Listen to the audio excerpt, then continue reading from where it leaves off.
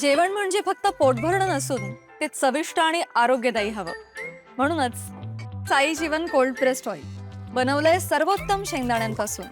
ना केमिकल्स ना उष्णता, झिरो कोलेस्ट्रॉल आणि ट्रान्सफॅट फ्री.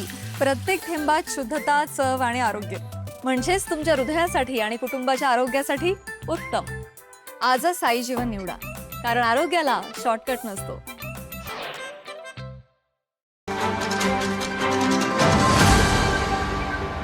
सगळ्यांसाठीच, खास कोल्हापूर, महाराष्ट्र राज्य, देशासाठी आज दादांचं जाणं ही एक मोठी हानी आहे.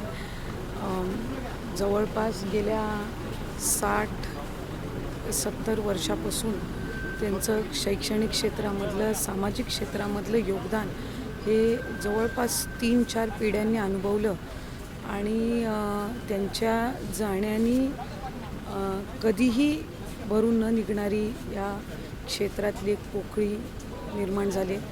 आज त्यांना श्रद्धांजली अर्पण करत असताना त्यांनी केलेल्या कार्याला आणि त्यांना मी विनम्र अभिवादन करते. आणि खऱ्या अर्थानं त्यांचा सगळाच सामाजिक वारसा चालवत असताना त्यांच्या सबंध कुटुंबाला या दुःखातून सावरण्याची क्षमता, बळ ईश्वराने द्यावं अशीच या निमित्ताने मी प्रार्थना करते. त्यांचा जो सर्व क्षेत्रांमधला अनुभव आहे, एक लोकप्रतिनिधी म्हणून काम करत असताना फक्त राजकारण नाही, तर ही जी सर्व वडीलधारी मंडळी आहेत यांचा गेल्या अनेक वर्षांपासूनचा अनुभव असतो, त्यांच्या सूचना असतात, त्यांचे काही आपल्यासाठीचे एक गायडन्स असतं, मार्गदर्शन असतं, हे फार महत्त्वपूर्ण असतं. एक नवीन पिढी म्हणून आम्ही समाजामध्ये आणि राजकीय क्षेत्रामध्ये काम करत असताना ह्या सर्व जुन्या जाणत्या मंडळींचे अनुभव, त्यांचं मार्गदर्शन हे आम्हाला अतिशय खऱ्या अर्थानं दिशा देणारं असतं. आणि नेहमी वेगवेगळ्या क्षेत्रामध्ये त्यांनी ज्या क्षेत्रामध्ये गेल्या अनेक वर्षांपासून काम केलं, त्यांनी राज्यपाल म्हणूनसुद्धा राज्याची त्यावेळेला त्यांनी जबाबदारी स्वीकारली. शैक्षणिक क्षेत्रातलं तर त्यांचं योगदान सगळ्यांनी पाहिलेलंच आहे, पिढ्यानी पिढ्या त्याच्यातून घडलेल्या आहेत. त्यामुळे ते मार्गदर्शन करायचे, सूचना करायचे. आणि मला वाटतं आहे की ती जी एक त्यांच्या पिढीतली जी सगळी मंडळी आहेत त्यांना आज त्यांच्या जाण्याने एक आधारस्तंभ निश्चितपणाने हरपला.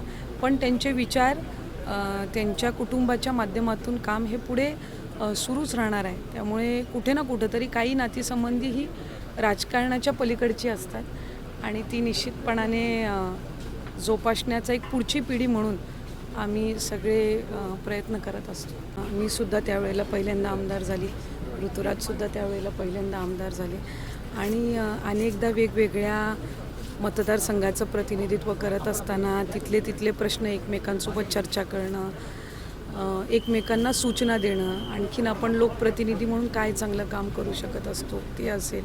आम्हाला एका बाजूला अजितदादांचं मार्गदर्शन मिळायचं आणि ऋतुराजला बंटी काकांचं मार्गदर्शन, आणि त्या ह्याच्यातून आम्हाला दोघंही कधी वेळोवेळी मार्गदर्शन करत असायचे.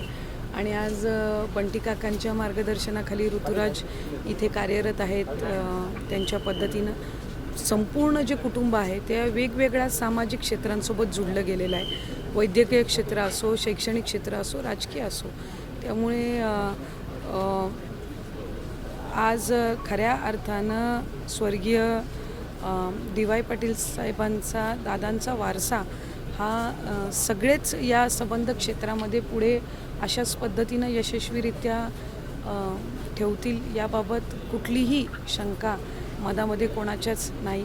पण या संबंध दुःखद प्रसंगामध्ये आम्ही सगळे त्यांच्यासोबत आहोत आणि त्याच्यातून त्यांना या संबंध दुःखाच्या प्रसंगातून बाहेर पडण्याचं बळ त्यांना मिळावं अशीच या निमित्ताने आमची प्रार्थना राहील. ताज्या घडामोडी पाहण्यासाठी माझा महाराष्ट्र न्यूजला आजच सबस्क्राईब करा.